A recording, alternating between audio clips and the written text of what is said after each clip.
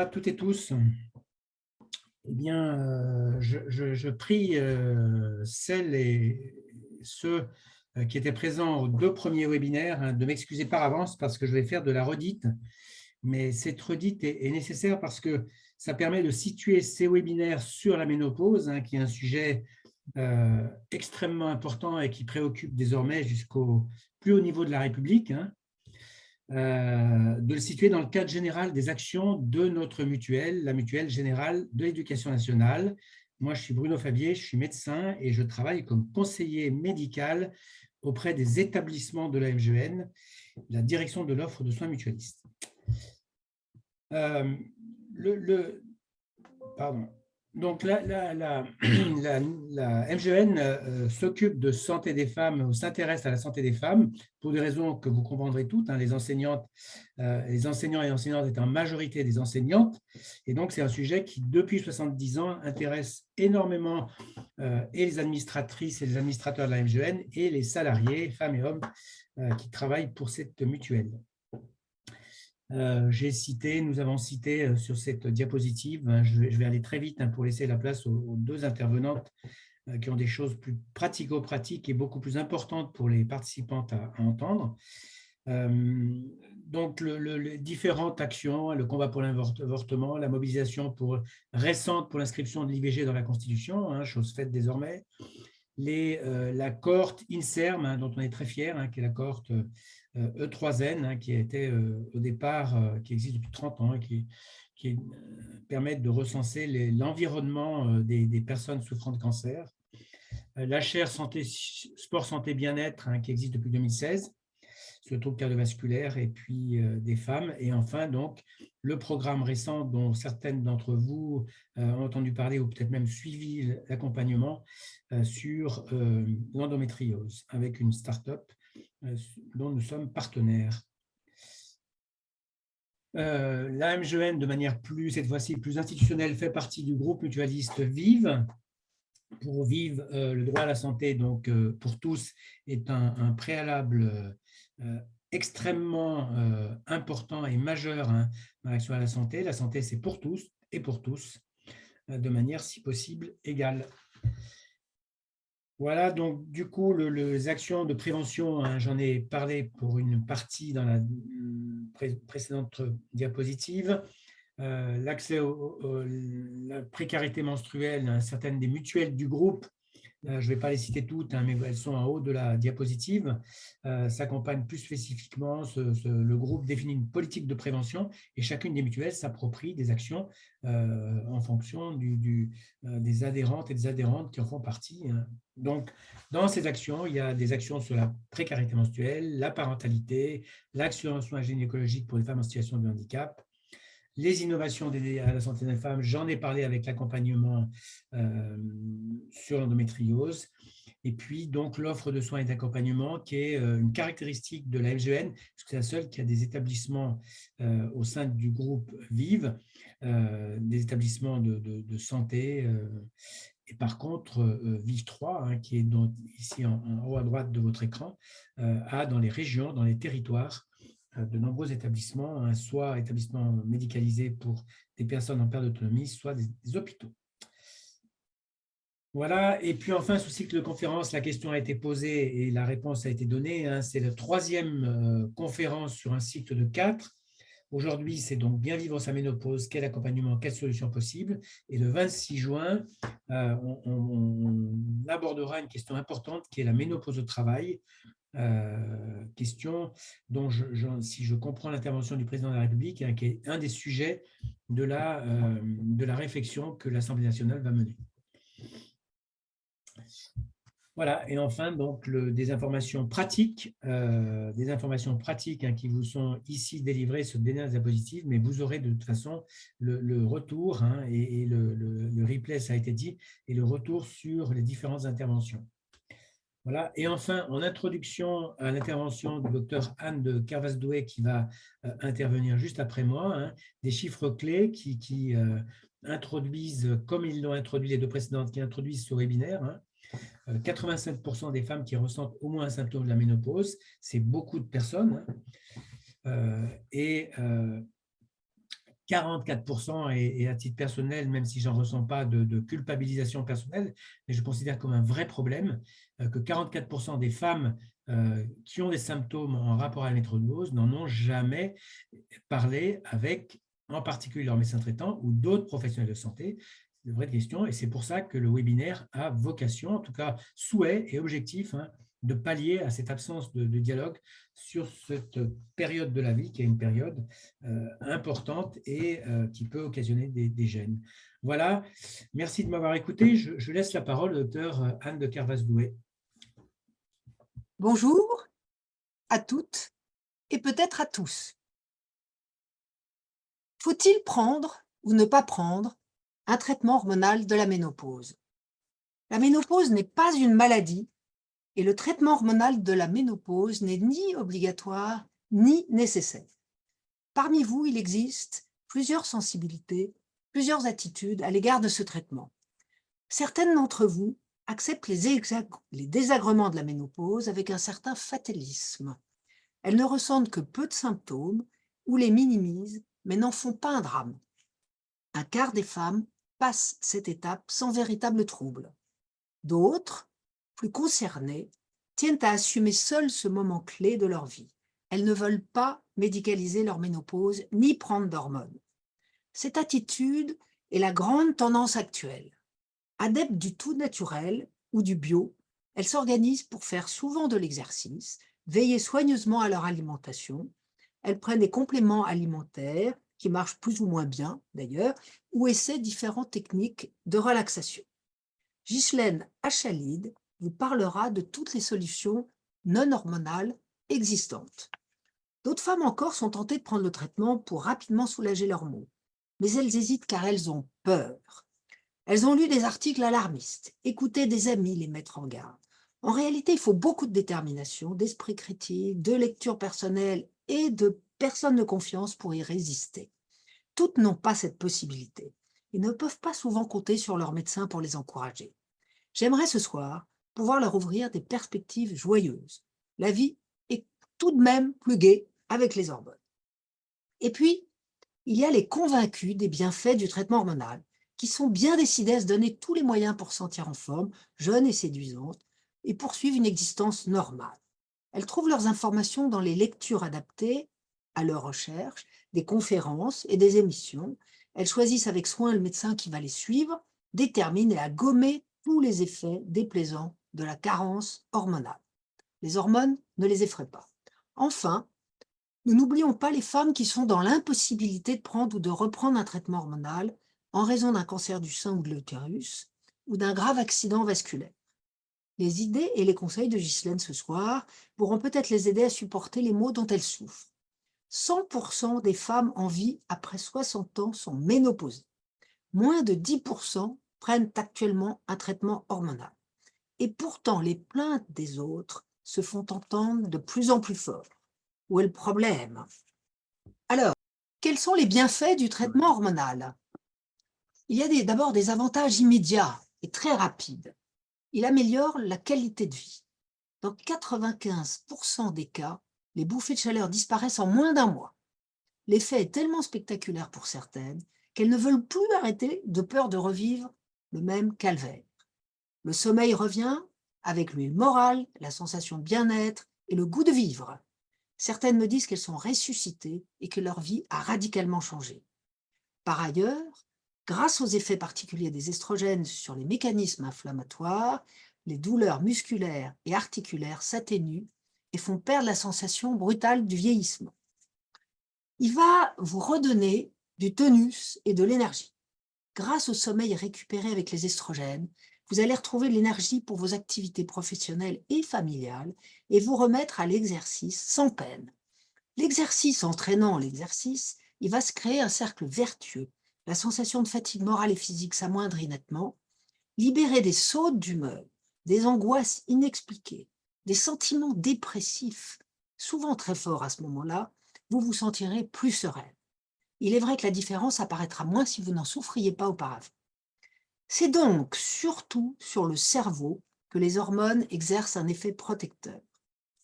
Non seulement les estrogènes, grâce à leurs effets sur les vaisseaux, calme rapidement les bouffées de chaleur et les sueurs nocturnes, améliore la qualité du sommeil en facilitant l'endormissement et en évitant les réveils, mais ils ralentissent le vieillissement cérébral et préservent du déclin cognitif qui peut apparaître dès la périménopause.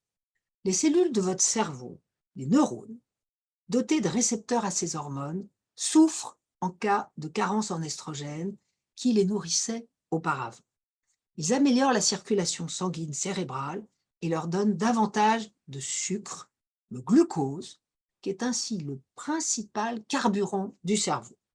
L'estrogène essentiel, l'estradiol, transporte le glucose pour produire de l'énergie. Les hommes n'ont pas ce problème car les enzymes du cerveau transforment leurs hormones mâles en estrogènes. Ils n'ont pas de bouffée de chaleur et sont beaucoup plus atteints par la maladie d'Alzheimer qui touche 75% pour 75% des femmes. En stimulant certains systèmes nerveux et la sérotonine, il diminue les troubles de l'humeur, améliore la vigilance et la mémoire et la capacité de concentration. Il pourrait peut-être retarder l'apparition de la maladie d'Alzheimer. Bien sûr, il existe d'autres façons de doper naturellement les neurones avec une bonne alimentation, de l'exercice physique et mental. Ghislaine va vous en parler. Il faut de toute façon, à vie, continuer ces bonnes habitudes et les adopter. Autre avantage, il aide à maintenir son poids, c'est important pour vous, et à garder une silhouette féminine. Le traitement hormonal ne fait ni grossir ni maigrir, à condition d'être bien dosé avec des hormones naturelles. Sauf peut-être 1 kilo, car les hormones retiennent l'eau dans les tissus, mais ça, c'est pas grave. Grâce à lui, la masse maigre, c'est-à-dire les os et les muscles, va se maintenir et vous aurez moins de graisse dans le ventre. Or, cette graisse-là est à l'origine d'une augmentation du risque cardiovasculaire et aussi de cancer de l'utérus et du sein. La taille s'épaissira moins vite et vous garderez une silhouette féminine. Ainsi, non seulement le traitement ne fait pas prendre de poids, mais il exerce un effet métabolique protecteur.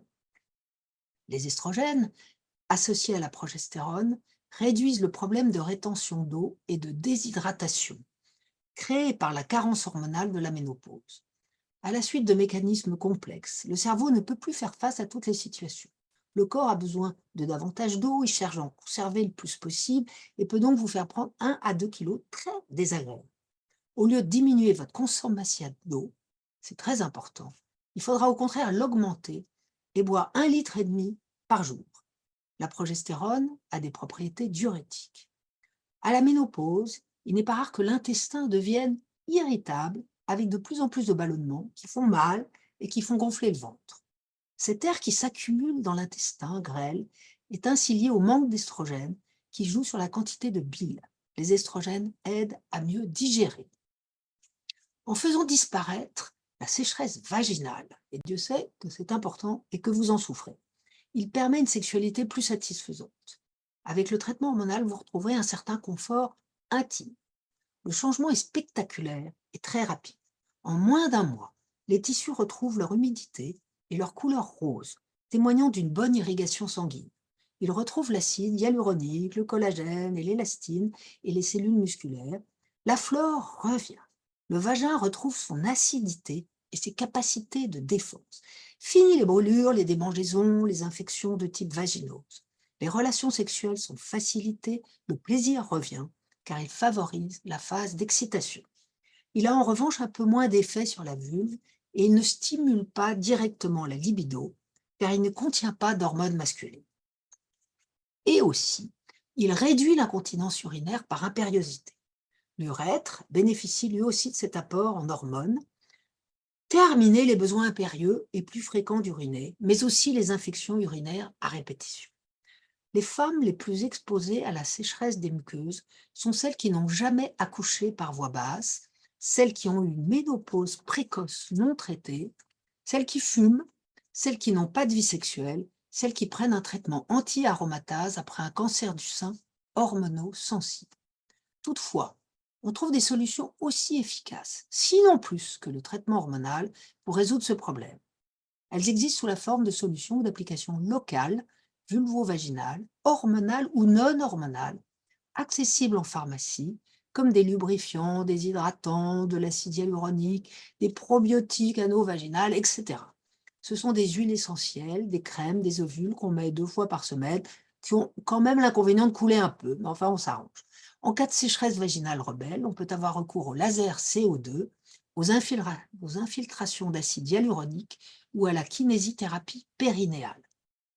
Mais le traitement hormonal est plus simple, plus rapide, moins contraignant et remboursé par la sécurité sociale. Et aussi, les hormones protègent les articulations et le cartilage. J'entends souvent, j'ai mal partout, j'en ai assez. Les douleurs articulaires diffuses apparaissent après la ménopause et touchent plus du tiers des femmes, leur donnant le sentiment de vieillir subitement.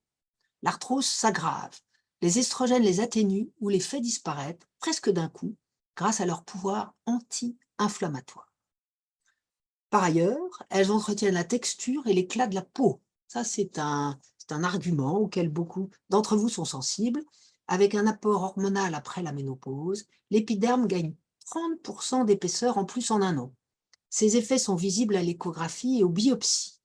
Les estrogènes agissent aussi sur le derme, la sous-couche, ce qu'aucune crème ne peut faire, c'est interdit. Ils corrigent la chute du collagène, multiplient par 7 ou 8 le taux d'acide hyaluronique et améliorent la microcirculation. Ils diminuent la perte de l'élasticité cutanée et la formation des rides, très important. Plus important encore avec l'âge, la peau cicatrise mieux en cas de plaie. Le traitement améliore rapidement l'hydratation grâce à l'augmentation en acide hyaluronique et en sébum. Comme l'os, la peau est dépendante des estrogènes. Alors, il y a aussi les bienfaits silencieux du traitement hormonal à moyen et à long terme. Ces bienfaits-là, vous ne les sentirez pas tout de suite, mais vous le réaliserez plus tard et vous les apprécierez si vous prenez des hormones substitutives. Donc le THM protège notablement votre cœur et vos artères. Tant que la femme n'est pas ménopausée, elle est protégée contre l'athérosclérose, contrairement aux hommes, beaucoup plus exposés au risque d'infarctus. À âge égal, ses coronaires ont 10 ans de moins que celles d'un homme.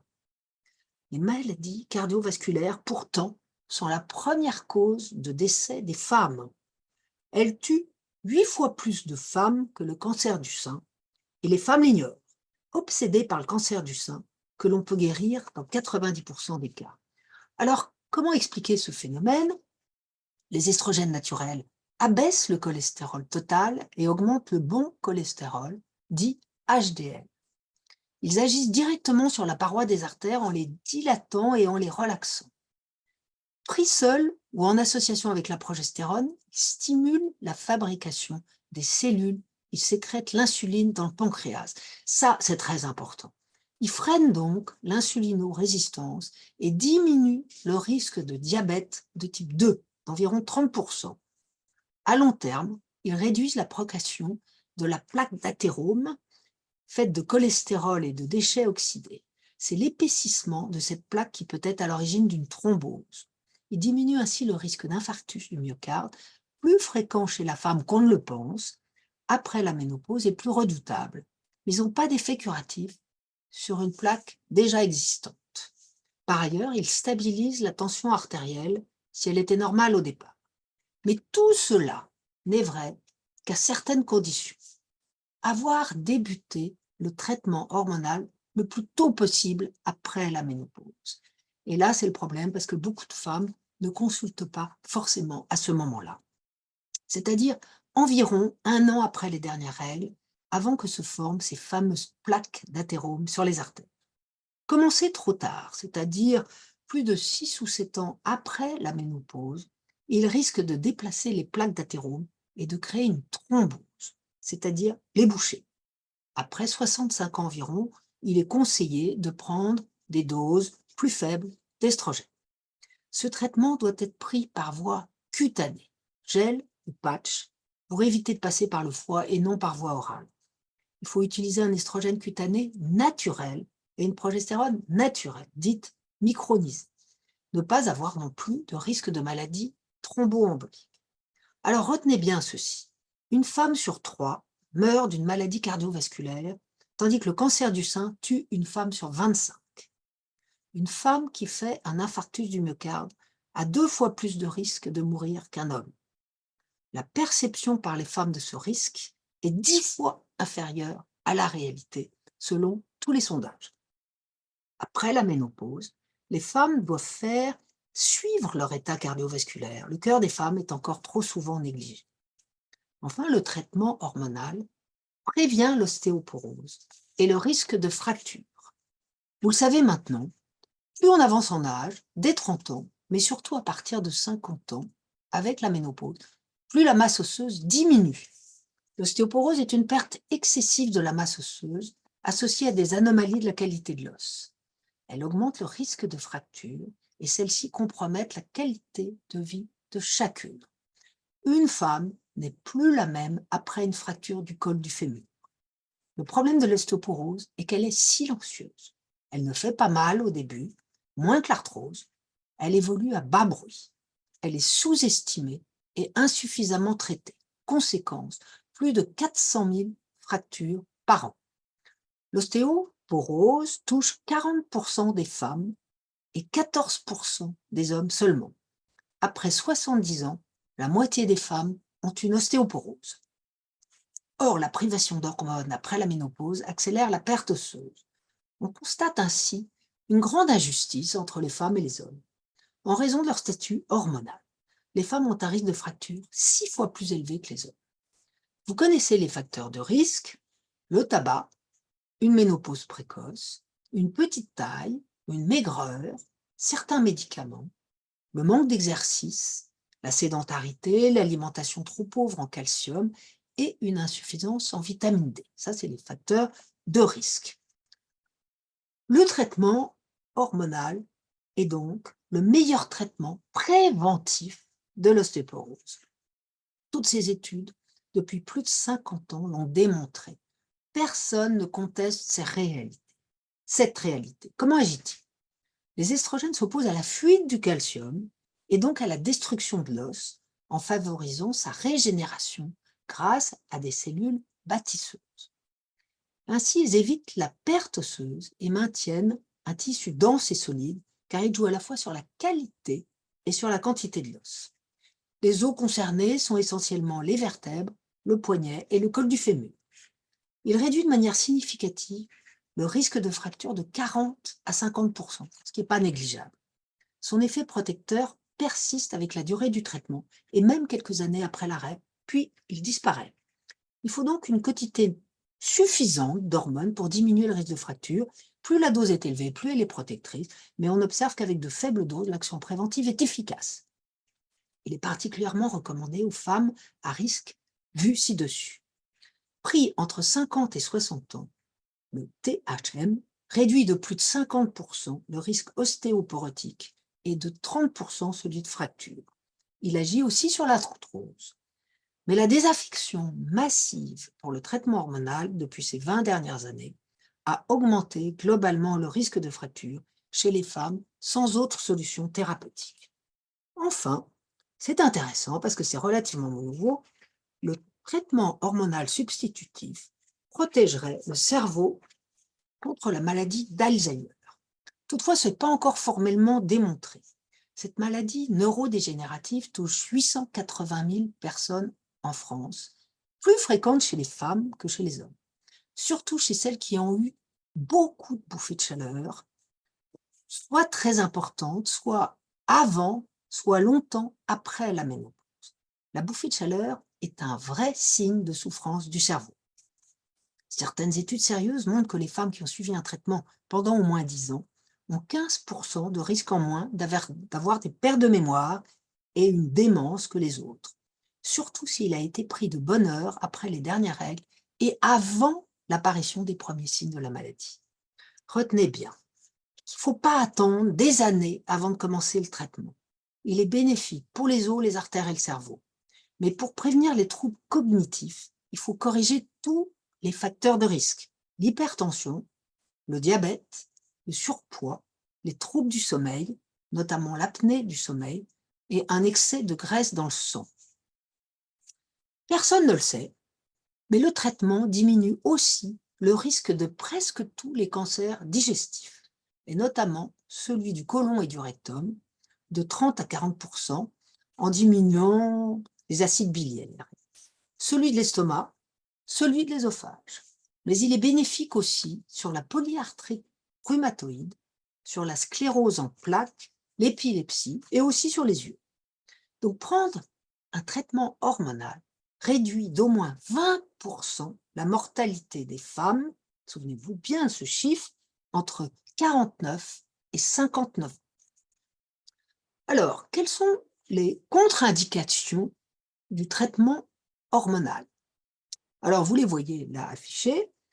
Il sera interdit si vous avez eu un cancer du sein, un cancer de l'endomètre, une tumeur ovarienne très dépendante des hormones, une hémorragie génitale d'origine inexpliquée, un accident thromboembolique, veineux ou artériel ou des troubles hépatiques graves.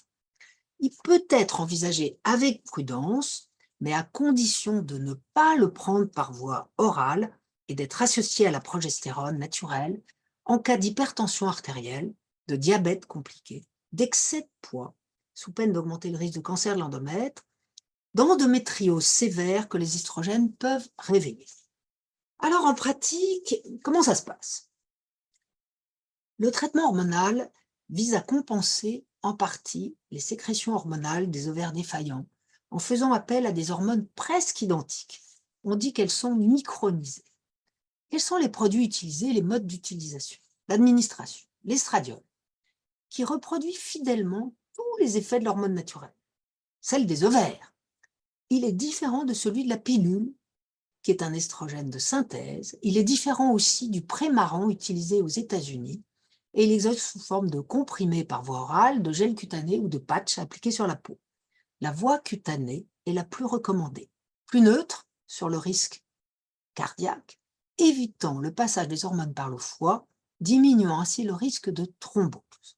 Le gel est à étaler sur une peau sèche, là où elle est la plus fine, jamais sur les seins et les muqueuses, l'équivalent de 2 paumes de main, l'intérieur des bras, des cuisses, c'est bien.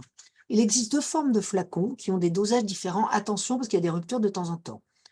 3 pressions d'Estreva égale 2 pressions d'Estrodose. Le patch aussi, sur peau sèche. Il n'y a plus beaucoup de choix en pharmacie. Il faut changer d'emplacement d'une fois sur l'autre. Les comprimés d'estradiol par voie orale ne doivent jamais être un premier choix après la ménopause. La progestérone, elle, prescrite pour protéger la muqueuse utérine, à dose un peu plus élevée, elle améliore la qualité du sommeil profond et la stabilité de l'humeur. Elle a aussi un petit effet diurétique. En France, on peut la prendre par voie orale ou vaginale. Il y a 2 formes naturelles, micronisées ou non. Ces 2 hormones, estrogène et progestérone, doivent être associées si vous n'avez plus d'utérus. Dans ce cas, alors plusieurs schémas sont possibles. Soit estrogène et progestérone tous les jours du 1er au 25 du mois, ou bien tous les jours sans interruption, soit estrogène tous les jours et progestérone tous les soirs au coucher, sauf le week-end. Alors, quelles sont mes recommandations? Il faut attendre que la ménopause soit installée, environ 1 an depuis les dernières règles, pour éviter un surdosage en hormones. Mais le plus tôt possible, pour profiter de tous ces avantages, surtout s'il y a des bouffées de chaleur sévères. Là, c'est très important. Les femmes qui ont des bouffées de chaleur doivent vraiment consulter et pas attendre plus de 7 ans, 7 ans après les dernières règles. Alors, c'est conseillé chez les femmes ménopausées tôt, celles qui ont été privées d'estrogène une partie de leur vie, pour anorexie, aménorrhée prolongée, traitement médicamenteux, choc psychologique, et celles qui ont un capital osseux déjà réduit. Il faut donc utiliser des hormones naturelles, identiques biologiquement à celles des ovaires. La progestérone doit être naturelle et toujours associée à l'estrogène. Choisir de préférence la voie cutanée. Le traitement doit être fait sur mesure, adapté à vos choix, personnalisé avec votre médecin. Respectez tous les examens de surveillance qu'on va vous donner, notamment consultation gynéco régulière, mammographie, échographie et éventuellement échographie pelvienne, frottis, etc. Toujours signaler au médecin une hémorragie, un saignement, des pertes habituelles et des douleurs mammaires insolites. Les seins ne doivent jamais être douloureux. Alors, est-ce que ce traitement fait courir des risques? C'est la grande question. Et la plus grave accusation portée contre ce traitement, c'est une augmentation de cancer du sein. Elle fait frémir toutes les femmes, pour la plupart littéralement obsédées par ce cancer, et dissuade la majorité de les suivre. Dans les années 1990 à 2000, près de 2 Français sur 3 prenaient le traitement hormonal. Maintenant, elles sont moins de 10% à en bénéficier. Le responsable de ceci, c'est l'étude américaine de la WHI qui a fait l'effet d'une bombe et un désastre. En gros, les experts du monde entier ont analysé en détail tous les résultats et ont déclaré que presque tout était faux dans cette étude, ou du moins fortement biaisé. Les femmes étaient âgées, plus de 60-65 ans.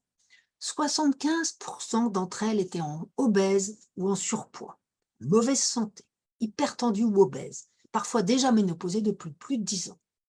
Les produits américains très différents des produits français, les doses trop élevées, beaucoup de mammographies avaient été non faites avant de débuter l'étude. En France, on procède différemment. Et qu'est-ce qu'on peut conclure après plus de 20 ans de la multitude d'études publiées? Avec les hormones prescrites en France, les estrogènes, seuls ou avec la progestérone naturelle, ce traitement ne provoque pas de cancer du sein. Je tiens à insister sur ce point.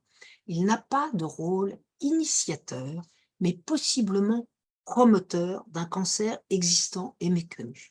Autrement dit, il ne crée pas un cancer, mais il peut stimuler des petites cellules cancéreuses qui ne sont pas encore visibles et qui peuvent avoir été là. Comme les femmes traitées sont plus suivies que les autres, grâce aux mammographies plus fréquentes, il révélera plus tôt un cancer qui se serait manifesté de toute façon. Rappelons qu'une femme sur 8 a 8 sur 100 risque d'avoir un cancer du sein sans prendre de traitement hormonal. Donc les vrais facteurs du risque de cancer du sein, je dirais que c'est l'âge, l'hérédité, la nulliparité, l'absence d'enfant, la sédentarité, une alimentation trop riche et l'alcool, et aussi la grande densité des seins. Le traitement hormonal n'augmente pas non plus le risque de cancer de l'endomètre, à condition d'être bien associé à la progestérone. Il le diminue même avec le temps. Alors, pris juste après la ménopause, je me redis, mais c'est important, le traitement hormonal substitutif n'entraîne pas de risque cardiovasculaire. Or, beaucoup d'études disent l'inverse, et c'est faux, c'est l'inverse. Il protège même contre le risque d'infarctus. Donc, au total, les avantages l'emportent largement sur les risques. Alors, est-ce qu'il y a des alternatives à ce traitement hormonal classique? La seule est la tibolone, ou Livial. Son efficacité est comparable à celle du THM classique sur les symptômes classiques de la ménopause. Mais ce n'est pas un produit naturel, c'est un stéroïde de synthèse pris par voie orale qui agit sur les récepteurs des estrogènes, de la progestérone et des hormones mâles. Outre tous ses bienfaits sur l'humeur, le sommeil, les bouffées de chaleur, les os, la peau et les muscles, comme l'autre, la tibolone a plusieurs avantages. Celui d'abord de ne pas modifier la densité mammaire et de faire disparaître les douleurs des seins, qui restent plus souples et moins tendues. Celui aussi de ne pas stimuler la muqueuse utérine, qui ainsi ne saigne pas. Enfin, ça va intéresser certains, c'est le seul produit qui agisse efficacement sur la libido. Non seulement il fait disparaître la sécheresse vaginale et l'atrophie des muqueuses, mais il rend la sexualité plus attrayante en améliorant la libido, ce que ne réussit pas le traitement hormonal classique. Il a en effet un pouvoir d'hormone mâle, qui est un réel plus pour celles qui n'avaient plus le moins de désir. Cette molécule est donc très appréciée par les femmes qui se plaignent de mastose et de kyste mammaire, celles qui souffrent de l'endométriose et celles qui sont malheureuses d'avoir perdu leur libido.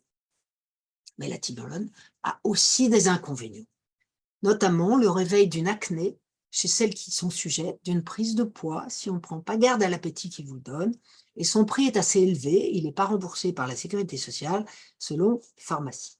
Ces risques sont mal établis car on manque d'études et de données précises. Il semble que son risque essentiellement vasculaire augmente avec l'âge car il a un effet androgénique et il est pris par voie orale, impliquant un passage par le foie. Mais il satisfait pleinement les femmes pendant une période assez courte, avant 65 ans.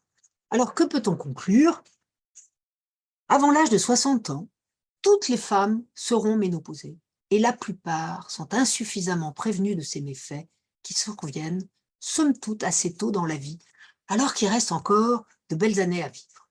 Imaginez, aux États-Unis, le traitement hormonal substitutif existe depuis plus de 60 ans. Ce n'est donc pas une nouveauté. À la suite d'incessantes critiques et polémiques, il a subi des aménagements, des adaptations aux réactions des femmes, des améliorations et de nouveaux tests. On a stigmatisé, diabolisé ce traitement à tort, avant même d'en changer certaines modalités. Or, la peur n'est pas justifiée. J'espère que ce plaidoyer en faveur des hormones va calmer certaines de vos craintes et convaincre celles qui n'ont pas encore trouvé de soulagement à leurs maux. Inventée et mise au point en France, la voie cutanée permet de fractionner la dose en 2 ou 3, ce qui vous permet de moduler en fonction de vos réactions. L'unique comprimé américain est bien souvent trop dosé. Or, les petites doses sont efficaces. C'est par elles qu'il faut commencer pour se familiariser avec le traitement. Ensuite, vous êtes libre de le poursuivre ou de l'arrêter. Vous passerez ainsi le cap de la ménopause en douceur. Voilà. Et je vais me présenter du coup, parce que vu que je ne suis pas docteur, on va savoir qui je suis et ce que je fais. Donc, je vais prendre ce temps et voilà, et notamment donc, pour répondre à des personnes. Voilà, je suppose, je ne sais pas si c'est docteur ou pas, Noël, mais voilà. Donc, j'ai la chance d'avoir une deuxième vie moi aussi. Je suis patient expert en cancérologie puisque j'ai 47 ans bientôt. J'ai eu un cancer du sein à l'âge de 30 ans. Donc, à la 5 ans après cela, j'ai effectué une reconversion dans le soin après avoir mis à distance mon expérience personnelle, bien entendu. Et donc, je suis spécialisée dans les soins oncologiques de support et les interventions non médicamenteuses dans le cadre des maladies chroniques. J'ai donc commencé par être au contact de beaucoup de femmes et de médecins aussi, voilà, en tant qu'enseignant en activité physique adaptée et danse thérapeute. Je suis également expert donc sport santé pour la Fédération française de danse et je fais partie d'une société savante qui s'appelle la NPIs. Donc, une société savante, c'est un nom un peu pompeux, mais c'est une association. Je suis bénévole dans une association d'intérêt général qui vise à promouvoir la science et l'intégration d'interventions non biomédicamenteuses dans les parcours de soins. Et évidemment, on va voir ce que c'est que des interventions non médicamenteuses, parce que on n'est pas dans l'ésotérique ni dans le bouche à oreille. Voilà. Alors, je voudrais déjà commencer par dire quelque chose d'important, c'est que moi, en fait, j'attends la ménopause avec impatience. Donc, je ne sais pas pourquoi. Voilà, il y a beaucoup de. Je comprends tous les effets secondaires. J'ai été sous hormonothérapie pendant 5 ans, donc j'ai eu des bouffées de chaleur, j'ai eu des sécheresses vaginales, j'ai eu un tas de choses de ce genre.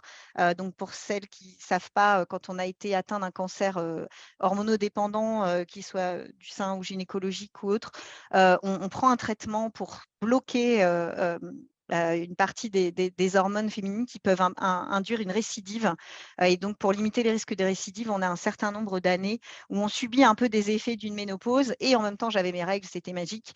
Voilà, donc je compatis, mais d'un autre côté, voilà, je trouve que c'est dommage de ne pas donner aussi une image positive d'un moment de la vie où enfin on peut avoir des rapports sexuels quand on veut, comme les hommes, sans saigner. Voilà, moi qui ai en plus des saignements abondants, voilà. Souvent, c'est un moment aussi où les enfants grandissent, on a plus de temps pour soi et donc justement pour prendre soin de soi et de sa santé. Et puis, c'est toujours notre vie de femme dont on a la capacité d'en avoir un peu la maîtrise et de choisir aussi ce qu'on peut faire pour soi. Et voilà, donc je voulais commencer aussi par ce message positif parce que je trouve que c'est quand même très important. Voilà. Et donc, alors, sur les interventions non médicamenteuses, on a plein de questions. C'est un mot un peu Voilà, c'est une expression qui pourtant est codifiée, mais voilà. Et donc, on a plein de questions. Bah, qu'est-ce que c'est? Comment je m'y retrouve dans tout ce qu'on peut me proposer, tout ce que je peux entendre, tout ce que je peux lire dans des magazines, sur les réseaux sociaux, etc. Comment est-ce qu'on les trouve, ces interventions, ces intervenants? Comment est-ce qu'on sait celle qui est bonne pour nous? Surtout, comment est-ce qu'on sait ce qui est fiable? Parce qu'il y a une notion de sécurité qui entoure voilà, le médicament est très encadré, surtout en France, Dieu merci. Voilà, où on a plein de tas de phases d'études, de validation, d'autorisation, de prescription. Il y a des notices, voilà, il y a des cadres très précis de prescription, et puis il y a des remboursements, ce qu'on n'a pas forcément sur les interventions non médicamenteuses. À qui j'en parle? Comment? Et puis, comment est-ce que je m'y prends concrètement et à qui je m'adresse? Donc, je vous ai noté les sources en bas, hein, pour le coup. Voilà, donc il ne faut pas confondre. Il y a des pratiques complémentaires qui sont des approches, des pratiques, des produits et qui ne font pas partie de la médecine conventionnelle. C'est important de voir les définitions. Alors, hop, on a ce qu'on appelle les pratiques de soins non conventionnelles. Alors, vous entendez souvent ou vous lisez dans les magazines médecine alternative, médecine naturelle, médecine douce, mon Dieu. Voilà, donc la médecine, c'est la médecine. D'accord, c'est ce docteur en médecine. D'ailleurs, il y a des docteurs en plein d'autres choses, hein, en philosophie, voilà. Mais les docteurs en médecine sont les médecins qui sont habilités à prescrire, voilà, à faire des diagnostics et à prescrire. Donc, si vous allez voir, j'en sais rien, un magnétiseur ou un réflexologue qui vous dit ce que vous avez, c'est-à-dire qui fait un diagnostic, fuyez, d'accord? Le diagnostic, c'est réservé aux médecins. Et je le dis d'autant plus que je ne suis pas médecin, d'accord? Et ce sont des pratiques diverses et donc elles ne sont pas reconnues, elles n'ont pas fait l'objet d'études scientifiques. Alors, si vous voyez les batteries de tests et d'études voilà, qu'on fait passer pour les médicaments, et elles ne sont pas enseignées aux professionnels de santé. Les interventions non médicamenteuses, voilà, là, on est sur une définition de la haute autorité de santé, hein, donc c'est reconnu, ce sont des pratiques reconnues, ce sont des méthodes qui ne relèvent pas de la pharmacologie, donc qui ne sont pas des médicaments, on va voir ce que c'est, ce que ça n'est pas, et qui sont fondées sur des données probantes de la science, donc qui ont fait un peu le même trajet, qui ont fait l'objet d'études suffisantes avec des niveaux de preuves. En science, on a des niveaux de preuves voilà, qui sont suffisantes. Et donc, ce sont des thérapeutiques, on parle bien de thérapeutiques, de soins non médicamenteux, dans le cadre du développement de la prescription. Et ça nécessite, et ça, je trouve ça très agréable, on peut être acteur de sa santé. Alors, les interventions non médicamenteuses, c'est pas câliner un arbre ou caresser un chien, ça fait du bien, hein, c'est sûr, mais on est bien dans quelque chose qui est de l'ordre du soin et de la prévention. Voilà, donc c'est vraiment important de se dire les choses et j'aime bien un petit peu, voilà, on a tous des croyances, on reçoit des informations, mais ce n'est pas ça la connaissance scientifique. Et vous avez beaucoup de gens qui ont l'art de parler de ce qu'ils ne savent pas. Je vais vous épargner la lecture de ce mot que j'adore, mais qui est illisible. Voilà. Et puis, voilà, vous avez des gens qui vont dire: «Ah, moi, j'ai fait ça ou j'ai entendu ça, c'est bien». Alors, certainement que ça a fait on ne conteste pas le ressenti et les opinions des personnes. On n'est pas là pour juger ou pour stigmatiser non plus ces pratiques-là, mais seulement pour dire qu'il y en a et il y a un cadre pour ça. Et donc, une intervention qui n'est pas médicamenteuse, ce n'est pas un traitement médical, ce n'est pas une intervention, ce n'est pas non plus une pratique, une technique, un mode de vie ou une philosophie. Ce n'est pas une plante, et je vais le dire là, attention aux plantes, et notamment pour les personnes qui ont des contre-indications à la prise d'hormones. les médicaments, à la base, la chimie, hein, c'est fait à base de plantes à la base. Hein. Donc, les plantes peuvent avoir des interactions avec les médicaments que vous prenez, même si on vous dit c'est naturel, c'est une tisane, c'est ci, c'est ça, c'est voilà. C'est pas parce que c'est naturel que c'est bon et que ça n'agit pas en fait. Ça a toujours une action. Elle peut être positive, elle peut être bénéfique, mais elle peut aller à l'encontre des traitements que vous prenez. C'est pas non plus un produit de consommation, c'est pas une application ou un objet connecté. Et ce n'est pas seulement une action de promotion de la santé. Une intervention non médicamenteuse, c'est un vrai protocole avec une indication, des contre-indications. Et je vais le dire plusieurs fois, il n'y a pas d'intervention sans risque. Je le répète, il n'y a pas d'intervention sans risque. C'est le cas des THM, mais c'est aussi le cas des interventions non médicamenteuses. Donc, quand on me dit « Ah, il n'y a pas du tout de risque à faire ça ou à prendre ça », la personne ou le praticien, la personne qui vous dit ça, c'est peut-être qu'elle ne le sait pas, et le praticien qui vous dit ça, c'est quelqu'un qui n'a soit pas les données scientifiques, soit qui vous dit des bêtises. Donc, les interventions non médicamenteuses, elles peuvent être, alors on a effectivement, hop, je vois pas, voilà, elles sont évidemment pour nous toutes, parce que je vais devoir, effectivement, je vais avoir ce choix-là aussi, en prévention des risques osseux et cardiovasculaires de la ménopause. Donc, effectivement, c'est important, on en a parlé. En complément des traitements biomédicaux, d'accord? Et j'ai mis complément en gras, c'est-à-dire, c'est pas parce qu'on a droit au THM déjà qu'on ne peut pas avoir droit aux interventions non médicamenteuses, mais c'est aussi surtout et autour de ce que va vous recommander votre médecin. Votre médecin connaît les contre-indications à tout, y compris aux INM. Donc, je vais utiliser l'acronyme, mais voilà, donc effectivement, on ne peut parfois pas prendre de THM. C'est mon cas, mais c'est le cas aussi des personnes qui ont eu un AVC. Et on a parlé des cancers, mais il n'y a pas que les cancers. Il y a d'autres pathologies pour lesquelles un traitement hormonal est contre-indiqué. Mais pour autant, on peut bénéficier d'autres accompagnements.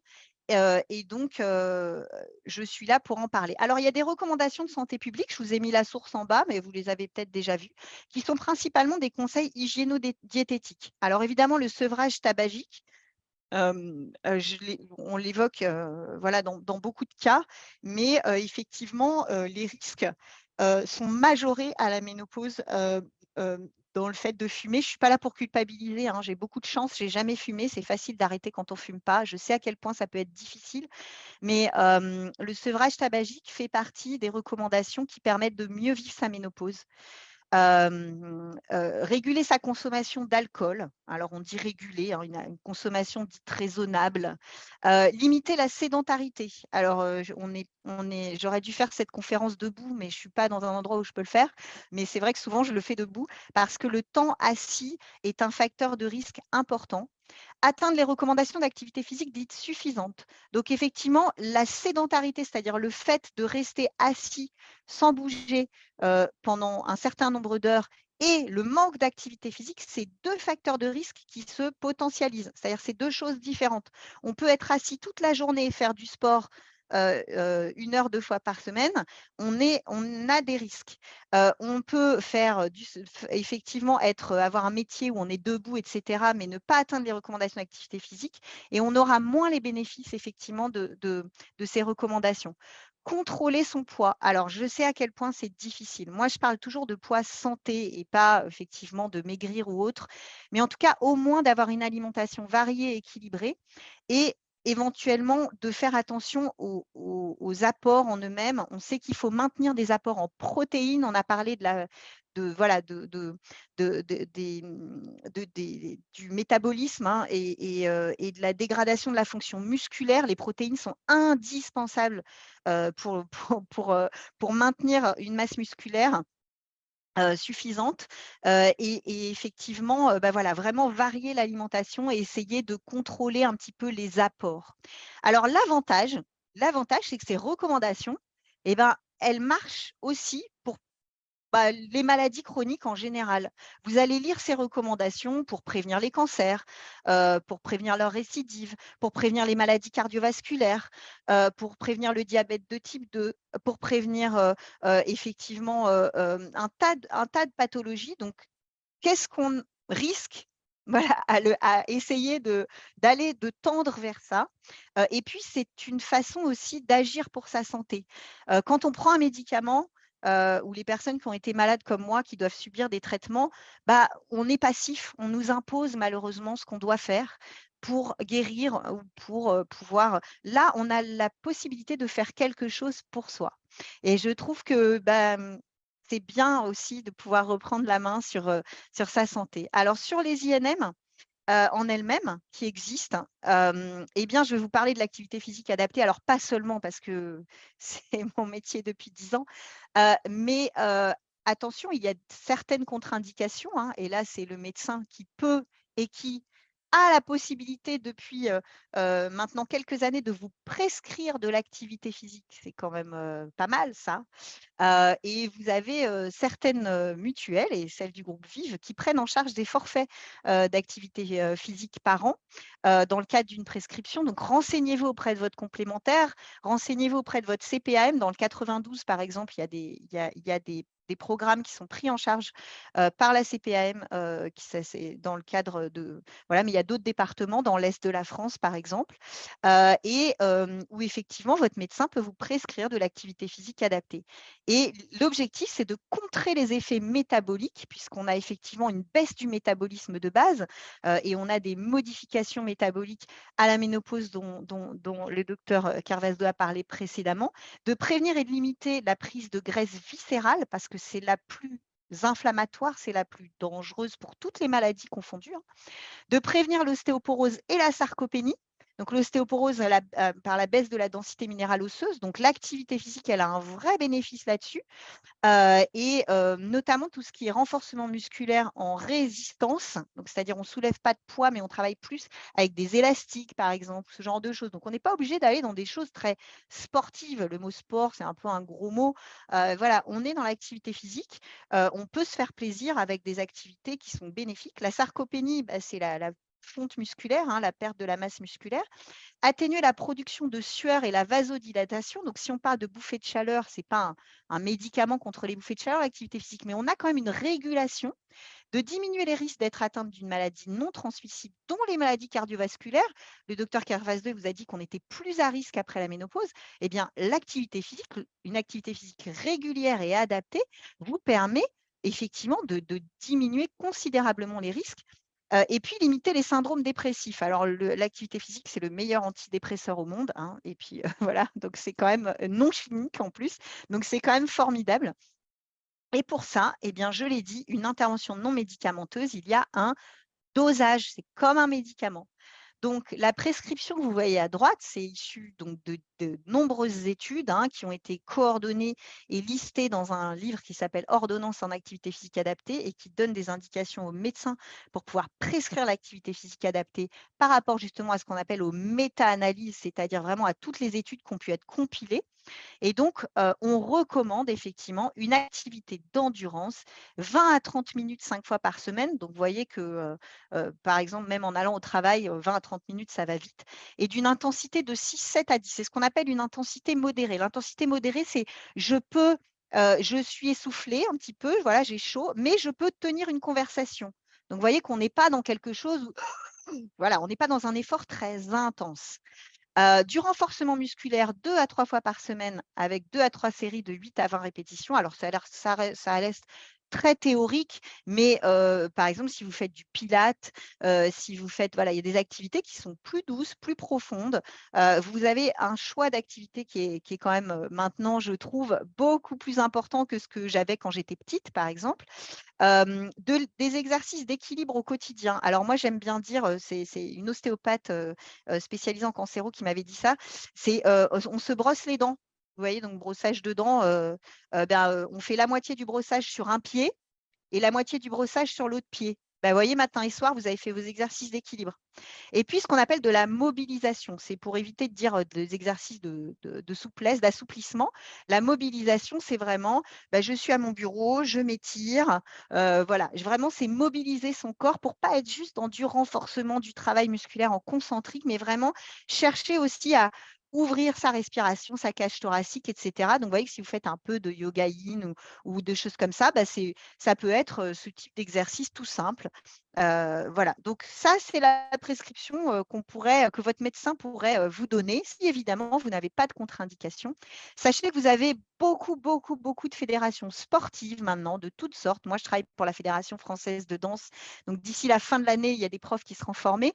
Mais vous avez la fédération d'escalade, d'aviron, de gymnastique volontaire, de tennis, voilà, qui font des programmes d'athlétisme, qui font des séances qu'on appelle sport santé, qui sont souvent prises en charge ou qui ont en tout cas des modes de financement particuliers et qui vous permettent d'être avec des personnes qui ne sont pas forcément des accros de ce sport-là et des gens qui en font depuis qu'ils sont tout petits, mais qui est vraiment une pratique à des fins de santé. Et sans le savoir, vous allez avoir ce dosage-là parce que les éducateurs sont formés à mettre ce dosage-là dans les séances, mais vous allez vous faire plaisir. Si vous aimez le tennis, bah, vous allez faire du tennis, par exemple. Voilà. Il y a quelques études sur les interventions psychologiques. Donc évidemment faites par des psychologues. Un psychologue, c'est c'est un titre qui est régulé, hein, d'accord, en France. Pour être psychologue, il faut avoir effectivement un diplôme particulier en France. Voilà, donc c'est pas quelqu'un qui fait du développement personnel ou autre, hein, on n'est pas du tout là-dedans. J'ai lu quelques articles sur l'acupuncture, sur les bouffées de chaleur. On n'a pas de données suffisantes encore, mais il y a quelques études. L'acupuncture, attention, est autorisée en France pour certains praticiens également.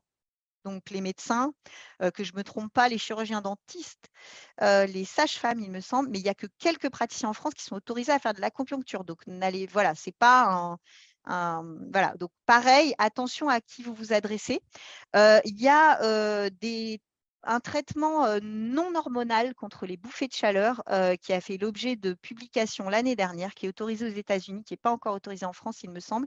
Mais je ne vais pas en parler parce que je ne suis pas médecin et donc je préfère ne pas en parler.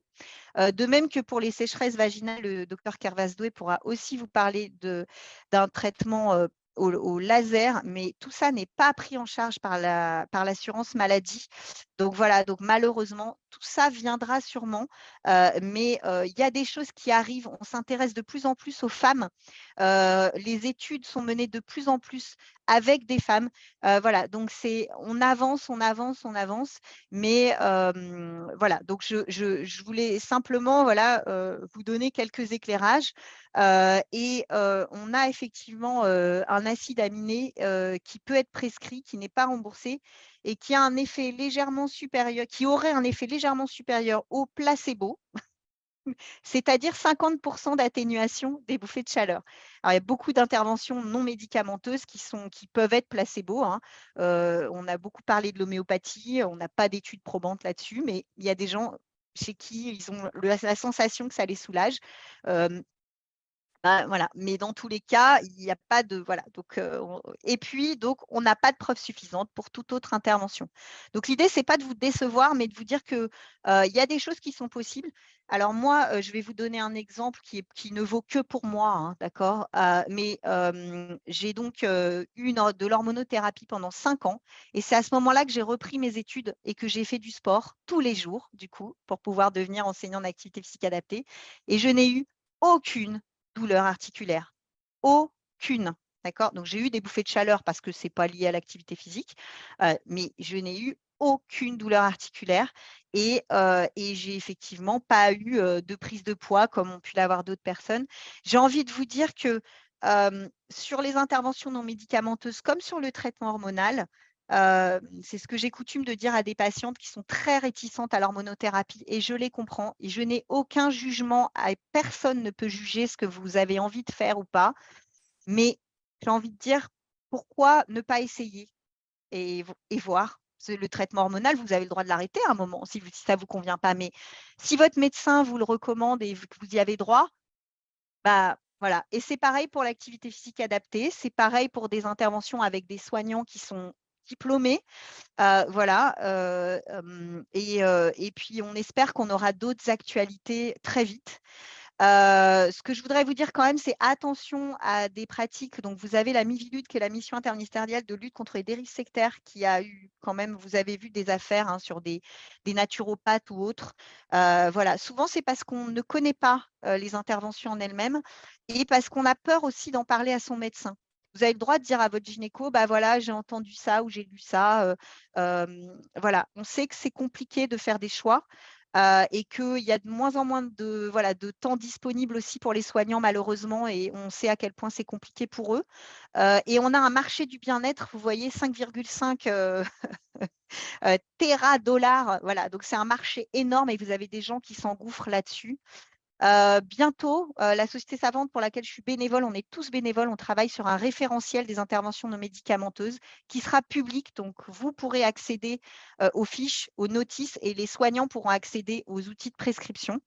Et ce que je voudrais vous dire pour terminer, c'est s'il vous plaît, n'hésitez pas à demander conseil à votre médecin. Ce n'est pas votre ennemi, qu'il faut se méfier des réseaux sociaux et moi, j'ai essayé ça. Qu'il faut se focaliser quand même sur les points positifs parce que moi, c'est un peu ma philosophie, mais quand même, voilà, je voudrais qu'on essaye aussi de donner une autre image de la ménopause où, bien sûr, on est moins bien lotis que les hommes, hein, on le sait, voilà, mais on reste des femmes, on reste vivantes, on a des envies et on a des possibilités quand même qui s'offrent à nous. Et puis, la science avance. La science avance, donc on l'espère qu'on aura plein de bonnes choses. Et n'oubliez pas, ce n'est pas une fatalité. Et donc, bougez, bougez, bougez, bougez. Voilà, je vous ai mis mon médicament favori que je peine en tant que maman solo de 46 ans à faire. Mais qu'est-ce que c'est bon de bouger et qu'est-ce que ça fait du bien. On améliore la qualité du sommeil, l'endormissement. Voilà, on régule. Voilà, on est fait pour bouger. L'être humain est construit pour ça. On est on est des homo sapiens, donc on est fait pour chasser, courir, cueillir. Voilà, on n'est pas fait pour rester assis et du coup, le corps subit cette position. Voilà, donc je sais que c'est pas toujours évident. Je sais qu'on n'a pas le temps. Je sais que voilà, mais cette période est aussi peut-être un moyen de se recentrer sur soi, sur nos envies, sur nos besoins. Et je trouve qu'on devrait, voilà, c'est cool d'être une femme, non? Je terminerai là-dessus. Eh bien, merci mesdames, et merci pour ces belles présentations et ces messages positifs. Du coup, il y a plein de questions. Il y a plein de questions qui sont apparues. Il y a des questions un peu plus sur la ménopause dans un premier temps et des questions un peu plus sur le THM dans un second temps. Voilà, pour globaliser la chose. Mesdames, première question, est-ce que c'est normal de ne pas être ménopausée à 55 ans? Qui doit parler? C'est comme vous voulez. Allez-y, docteur, je Alors, réponds. Les questions médicales, c'est pour vous. d'accord. Alors, la ménopause s'échelonne entre 45 et pratiquement 60 ans. La moyenne d'âge de la ménopause, c'est 50-51 ans. En dessous de 45 ans, on parle de ménopause précoce. Mais il y a des femmes à 55 ans qui ne sont pas ménopausées. Et après 55 ans, on peut parler de ménopause tardive. Ça a des avantages parce que ce sont des femmes qui profitent, qui bénéficient de leurs hormones, des estrogènes. Donc, elles ont tout, quoi, pour les os, pour le cœur, etc. Ça les protège, ça les expose un petit peu plus au cancer du sein. Mais voilà, de toute façon, elles n'y peuvent rien parce que c'est génétique. Elles ont un peu l'âge, les femmes sont ménopausées à peu près à l'âge de leur maman. Donc 55 ans, c'est bien, c'est une ménopause tardive, mais c'est bien. D'accord, merci pour cette réponse. Et bah, du coup, pour continuer sur ce sujet-là, pourquoi faut-il attendre 12 mois sans règles pour pouvoir bénéficier d'œstrogènes? Alors, parce que la ménopause ne s'installe pas du jour au lendemain. Elle s'étale dans le temps. Donc, avant d'être les dernières règles, les femmes ont des cycles espacés ou rapprochés, donc ça peut être 2 mois, 3 mois. Et quelquefois, au bout de 3 mois, elles s'imaginent qu'elles sont ménopausées, alors qu'en réalité, elles ont encore des hormones et que ce n'est pas tout à fait terminé. C'est pour ça qu'on a fixé arbitrairement 12 mois. En fait, ça peut être moins. Personnellement, moi, quand j'ai des patientes qui souffrent énormément de bouffées de chaleur, au bout de 6 mois d'absence de règles, je leur donne le traitement pour soulager leur bouffée de chaleur. Donc, il faut s'adapter en permanence à chacune. Mais en moyenne, on dit globalement 1 an, parce qu'il y a des femmes qui ont des règles tous les 6 mois, juste avant la ménopause. D'accord, merci pour cette réponse. On va passer un peu plus sur des questions portées sur le THM. Est-ce que le THM doit-il être pris à partir de la ménopause ou il peut être pris en préménopause? Alors c'est un débat. L'inconvénient d'être pris en préménopause, c'est que la femme sécrète encore des hormones et que ça risque de faire un double emploi. Ça risque de faire totaliser, si vous voulez, à la fois ses propres hormones avec celles qu'elle prend et de créer ce qu'on appelle une hyperestrogénie. Dans ces cas-là, elles ont mal au sein, les seins sont gonflés et elles peuvent avoir des règles hémorragiques. Donc pour éviter ça, on attend un peu qu'il n'y ait vraiment plus d'hormones. Voilà, c'est tout. C'est pour éviter l'hyperestrogénie. D'accord, merci. Et du coup, madame Achalid en a parlé un petit peu, mais que se passe-t-il lorsqu'on arrête le THM? Est-ce qu'il y a des symptômes? Comment ça se passe? Alors, il y a plusieurs catégories de femmes. Certaines, celles qui avaient peu de symptômes avant de prendre le traitement, ne souffrent pas trop quand elles arrêtent. Elles n'ont pas de bouffée de chaleur, elles n'en ont jamais eu, tant mieux. C'est un quart des femmes, à peu près. Bon, mais il y a toujours un petit quelque chose qui est moins bien quand même. Elles sont moins en forme, elles dorment moins bien, mais enfin, c'est supportable. Et puis, il y en a d'autres, alors un quart surtout, qui souffrent énormément parce que 1 mois après l'arrêt du traitement hormonal, les bouffées de chaleur reviennent avec les insomnies, les réveils pendant la nuit, la mauvaise humeur et tout ça. Tout revient. C'est pour ça que certaines femmes, certaines sont culpabilisées presque de prendre un traitement hormonal. Alors, donc, elles essayent d'arrêter de temps en temps. Et elles me disent après, ouh, j'ai arrêté, c'est le cauchemar, j'ai retrouvé les bouffées de chaleur et tout le Bataclan. Donc, voilà pourquoi c'est à chacune de s'adapter un petit peu. Alors, ce qu'on peut faire, c'est, si on veut arrêter, c'est le faire en douceur, pas d'un coup. C'est-à-dire, au lieu de prendre par exemple 3 doses, 2 ou 3 doses d'Estreva, on passe à 1 en douceur pendant 1 mois, puis 2 mois, et puis de moins en moins, pour s'adapter à quelque chose qui soit acceptable. D'accord, merci. Et du coup, je crois que madame Achalid en a parlé, mais il y a eu beaucoup de questions autour en fait du prix du THM et du remboursement. Comment Alors ça? là, vraiment, je vais vous créer une bonne surprise. L'Estreva, là, je n'ai pas d'exemplaire sous la main. L'Estreva, qui est un tube qui peut faire au minimum 1 mois, mais souvent 2, coûte en France 5 €. 5 € remboursés par la sécurité sociale. Ce même flacon coûte 10 € en Allemagne, 15 € en Suisse et 30 € aux États-Unis. Donc c'est vrai que les médicaments en France ne sont pas très chers et ils sont en plus remboursés.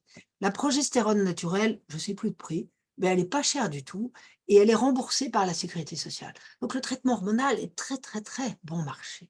Alors, j'ai parlé tout à l'heure de l'alternative avec le Livial, à la Tibolone. Là, pour le coup, c'est cher. C'est entre 20 et 40 € par mois. Donc, ce qui est quand même assez cher. Mais on peut prendre des demi, un demi comprimé, c'est pas mal aussi, et ça diminue quand même le prix. Voilà. Ok, merci. Prochaine question, est-ce que le stérilet a un impact sur la ménopause? Ah non, aucun, aucun. Ok, donc, Non, non, le stérilet ne freine pas les ovaires, ça n'arrête pas le fonctionnement des ovaires. Donc, tant qu'on a des règles avec un stérilet, c'est qu'on n'est pas ménopausé. Et quand on l'enlève, les règles peuvent revenir ou pas revenir, même si c'est un stérilet aux hormones. ok, merci pour cette réponse. D'accord. Je me tourne vers Madame Achalid. On pose une question, comment on peut trouver, parce que vous avez parlé d'activité physique adaptée, comment on peut trouver des clubs ou autres pour faire des activités adaptées? Alors, déjà, je crois qu'effectivement, il y a eu dans le chat, on a parlé de Vivoptime, hein, donc pour ceux qui sont à l'MGEN, effectivement, vous avez certainement des possibilités via cette plateforme Voilà. D'autre part, vous avez ce qu'on appelle des maisons sport-santé en France. Vous en avez plus de 500 maintenant.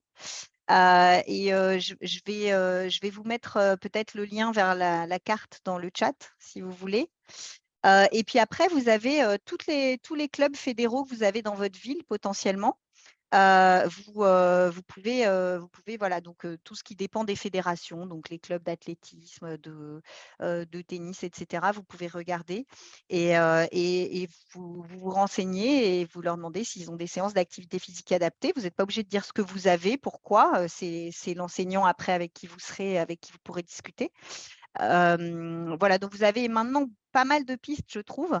Et voilà, mais déjà renseignez-vous effectivement auprès de votre complémentaire santé et notamment aussi, comme je le disais, pour des financements éventuels. Parfait, merci pour cette réponse. Messieurs, dames, avant de poser la prochaine question, je vais vous mettre un petit sondage qui va s'afficher pour tout le monde sur votre écran. Donc voilà, c'est 3 petites questions pour répondre comment s'est passé, etc., le webinaire. Pendant que vous répondez, prochaine question, mesdames, et je retourne vers vous, madame Achalil. Est-ce que vous avez un site ou des lieux pour mieux manger? Parce que vous avez parlé de mieux manger, etc., mais comment on fait pour mieux manger? Ah, et ben alors je vais revenir à ça va être une réponse de Normand, mais vous allez me dire, mais et pourtant j'adore les Normands. Donc je ne suis pas ni diététicienne ni nutritionniste, donc je ne suis pas habilitée ni à vous donner des conseils, ni voilà, ni à publier forcément là-dessus. Donc je vous inviterai déjà à en parler soit à en parler à votre médecin si vous avez la chance d'avoir un médecin traitant et si vous avez l'occasion de le voir. Sinon, effectivement, vous avez des diététiciens et diététiciennes, donc pareil, diplômés au moins d'un BTS sur le sujet, que vous pouvez consulter en ville et vous avez certaines complémentaires santé. Je ne connais pas, je suis désolée, en détail l'offre du groupe MGEN, mais vous avez certaines complémentaires santé qui prennent en charge des consultations diététiques à une certaine hauteur. Et Vivoptime également voilà, travaille sur des parcours un peu complets. Donc, vous pourrez avoir des conseils sans problème voilà, par ces professionnels. Impeccable, merci pour cette réponse. Une petite dernière question. On nous pose la question de est-ce que c'est possible de prendre un THM bien après le début de la ménopause? Alors, tout dépend de ce qu'on entend par bien après. Si c'est 4 ans, ça va. 4 ans, c'est encore possible. En revanche, 10 ans, non. 10 ans, c'est trop long. Pourquoi? Parce que, au fond, le principal avantage de ce traitement, c'est de protéger les artères et le cœur. Si vous êtes ménopausé à 50 ans et que vous voulez le prendre à 60 ans, pendant 10 ans, il y aura eu des dépôts sur les artères, de l'athérome, ce qu'on appelle l'athérome, et le traitement hormonal, sauf s'il est pris par voie cutanée, mais enfin, il y a des réserves, et le traitement hormonal peut déclencher le décollement de ces plaques qui peuvent boucher une artère. On a vu ça dans l'étude américaine. Il y a eu des accidents cardiovasculaires qui ont été créés par la voie orale et quand le traitement a été pris trop tard. Donc, c'est devenu une règle de commencer ce traitement le plus tôt possible. Mais là encore, il y a des arrangements avec le ciel. On discute avec les patientes et bon, en fonction de leur souffrance et je m'adapte. Alors, quelquefois, je donne des toutes petites doses d'estrogène et de progestérone. Merci pour cette réponse. Eh bien, mesdames, est-ce que vous avez une petite phrase pour conclure ce webinaire? Qui, moi ou... Oh, ah bah, toutes les deux, hein, toutes Ah les bon, deux. alors écoutez, j'ai pris un grand plaisir à communiquer, à expliquer ce pourquoi je me bats depuis des années. Il y a 30 ans, le traitement hormonal était pour moi quelque chose de classique et que je donnais à quasiment 2 femmes sur 3, enfin, qui le désiraient. Les choses ont changé. Il y a une espèce de peur, de méfiance qui s'est installée dans l'esprit des femmes qui sont terrorisées à l'idée d'avoir un cancer du sein causé par ce traitement. Et donc, ce traitement, au lieu de le donner simplement, maintenant je suis obligée vraiment de l'expliquer, de passer beaucoup de temps pour convaincre mes patientes, parce que je suis persuadée que ça va leur faire du bien. Et donc, je me suis transformée en une sorte de croisée du traitement hormonal, alors que ça aurait pu être simple, mais c'est comme ça, voilà. Bien, bien, merci pour cette conclusion, Madame Achalet, je vous en prie. Bah, écoutez, moi déjà je voudrais remercier les gens qui ont eu la patience de nous écouter et j'espère qu'on a pu vous apporter quelques informations. C'est évidemment, difficile de répondre à tout le monde. Voilà, moi je terminerai toujours, sur un message, positif, j'espère en tout cas, que vous saurez, bah, au moins vous aurez au moins de quoi poser les bonnes questions, aux bonnes personnes pour trouver ce qui vous convient. On est chacune, différente aussi, et donc voilà, peut-être que vous allez, pouvoir, enfin être, soulagée d'une certaine façon et puis, profiter encore, jusqu'au bout du bout, du bout, du bout de tout ce qui nous est offert. Eh bien, merci, mesdames. Un grand merci. C'était fort passionnant. Mais moi qui suis pas tellement concerné par le sujet, je vous avoue, je prends grand plaisir à vous écouter. Messieurs, dames, pour tout le monde, du coup, le replay, parce que je vois que ça, on l'a demandé souvent dans le chat, le replay sera disponible dans quelques jours. Donc voilà, avec le PowerPoint et les explications de mesdames. Voilà, ça vous sera envoyé sous quelques jours. Donc, on va vous remercier en vous souhaitant une très belle journée et à bientôt. Au revoir à tous. Au revoir et merci à vous tous. Au revoir, merci.